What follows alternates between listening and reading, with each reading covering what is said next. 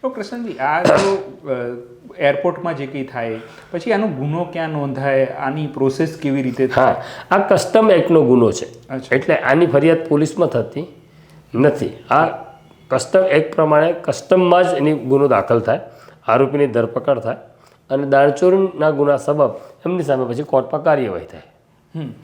હવે આ તો દાણચોરીની તમે ઉલ્લેખ કર્યો કે અગાઉ બહુ થતી હતી, એટલે આપણે એ વખતનો જે અંડરવર્લ્ડનો કાળ હતો એમાં તો દાઉદ ઇબ્રાહિમ પણ કરતો. હા, એટલે એ થોડું તમે જો કહી શકતા હોય તો. અને જ્યારે ડિફરન્સ બહુ મોટો હતો. હા, બરાબર.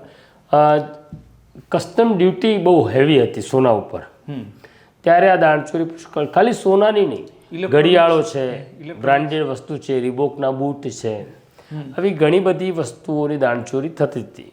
પણ જ્યારે આપણે ત્યાં મનમોહનસિંહની સરકાર આવી અને એમણે ઘણા બધા રિફોર્મ કર્યા, એ રિફોર્મમાં સોના ઉપરનો ટેક્સ ઘટાડ્યો, બ્રાન્ડેડ વસ્તુનો ટેક્સ ઘટાડ્યો, ત્યારથી દાણચોરીનું પ્રમાણ ઘટ્યું છે. પણ એક નવો ટ્રેન્ડ શરૂ થયો છે કિરણ, જે બહુ ખતરનાક છે સોના ઉપરાંત. એ છે કે બેંકોકથી જે લોકો આવે છે, હવે એવા મુસાફરોને કેરિયર તરીકે ઉપયોગ કરવામાં આવે છે અને એ લોકો નાર્કોટિક્સ લઈ આવે છે, એટલે ખાસ કરી ગાંજો. હવે તકલીફ એવી છે ગાંજામાં કે બેંકોકના કાયદા પ્રમાણે ગાંજો ત્યાં કાયદેસર છે. અચ્છા, કોઈ પણ લઈ શકે? કોઈ પણ. ત્યાં આપણે ત્યાં જેમ પાનની દુકાન છે, કરિયાણાની દુકાન છે, એમ અહીંયા ગાંજાની દુકાનો છે મોટા પ્રમાણમાં. હમણાં સુધી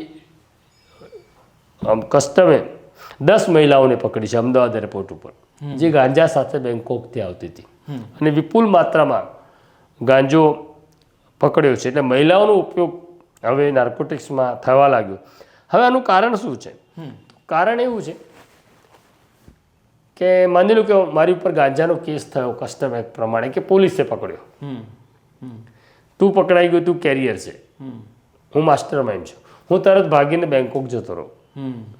હવે પ્રત્યાર્પણનો કાયદો જે છે એમાં એવી જોગવાઈ છે કે એવા ગુનામાં તમને સોંપવામાં આવે કે જ્યાં એક દેશમાં પણ ગુનો હોવો જોઈએ. એટલે ગાંજાનો ત્યાં ગુનો નથી, એટલે ભારત સરકાર એવું કહે કે ભાઈ પ્રશાંત દયાળ સામે ગાંજાનો ગુનો નોંધાયેલો છે નાર્કોટિક્સનો, તો તમે અમને પ્રત્યાર્પણ કરી આપો. તો બેંકોકની સરકાર કહેશે અમારી ત્યાં એ ગુનો જ નથી, એટલે પ્રત્યાર્પણ થતું નથી. એનો ફાયદો આ ગુનેગારો લેતા હોય છે